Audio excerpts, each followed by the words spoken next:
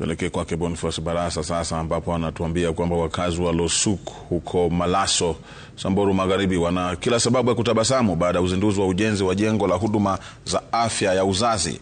Wakazi wa eneo hilo husafiri mwendo mrefu hadi mjini Maralal katika hospitali ya rufaa ya Samburu kutafuta huduma hizo, lakini sasa wana matumaini ya kuwa mwendo huo utafupishwa.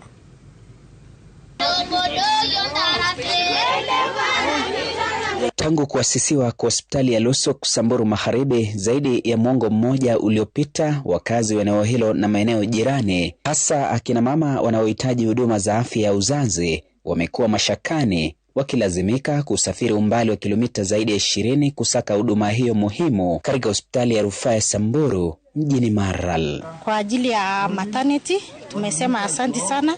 Kwa ajili ya mama wetu wanaumia mara kwa mara, tunawakimbiza hospitali na tunapata maternity death.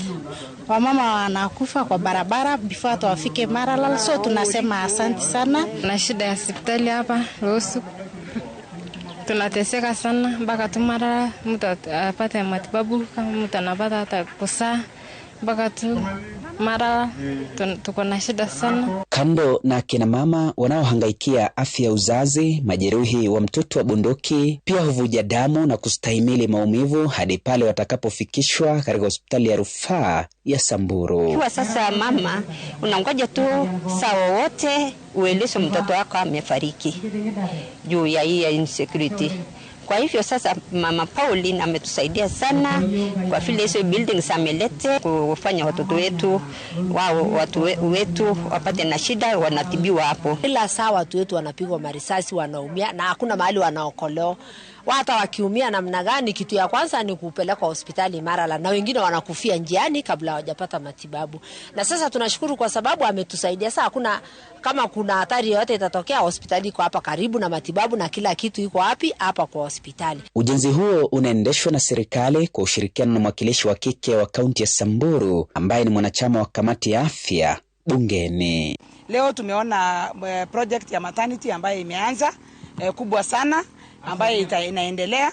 Pia tumekuwa na outpatient block, na area hii ya Losuk ni area ambayo imekumbwa sana na insecurity. Tumeona watu wengi wakikufa, wakina mama wengi hata wakijifungua msituni, na tunahitaji a modern health facility ambayo inaweza kusaidia watu hapa. Na kupitia msaada ya komiti yetu ya health, tunashukuru sana kwa sababu tumeweza kuona project imeanza na inaendelea. Ni mikakati inayolenga kuboresha na kurahisisha huduma za matibabu kwa wakazi wa eneo hili. Ujenzi tu wa kawaida kwa wakazi wa hapa, ila ndio mwanzo mpya wa tiba kwa makovu ya mtoto wa bunduki ambayo yamekuwa yakihangaisha wakazi wa hapa tangu jadi, baadhi hata wakiangamia kutokana na kutokuwepo na ganga za matabibu. Boniface Barasa, Runinga Citizen, hospitali ya Losuk.